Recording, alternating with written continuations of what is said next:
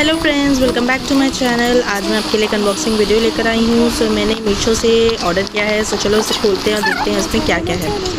सो मैंने इसे कट कर लिया है। मैंने फटाफट इसे खोल लेती हूँ। सो इसके अंदर है ऑर्गेनाइज़र बॉक्स।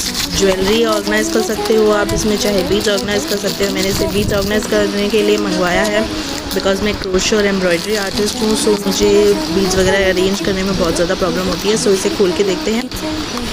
ये ट्रांसपेरेंट बॉक्स में आती है एंड इसके अंदर 28 ऑर्गेनाइज़र्स हैं एंड उनके ऊपर भी इस तरह से लिड्स दिए हुए हैं। सो आप इसे इजीली रख सकते हो। ये कुछ भी इसमें से गिरेगा नहीं, चाहे आपका बॉक्स भी उल्टा हो जाए या आप इसे फेंक भी दो।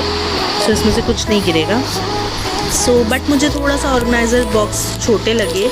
आई थिंक थोड़ा सा और बड़ा होना चाहिए, बट डजंट माइंड। तो चलो इसमें बीज अरेंज करते हैं। सो देखो मैंने बीज अरेंज कर दिए हैं एंड मैंने फुल इसे कवर कर दिया है। सो मुझे तो ये बहुत ज़्यादा ब्यूटीफुल लगा। आपको कैसा लगा कमेंट्स में ज़रूर बताएं। वीडियो अच्छा लगा तो लाइक करें, शेयर करें। बाय।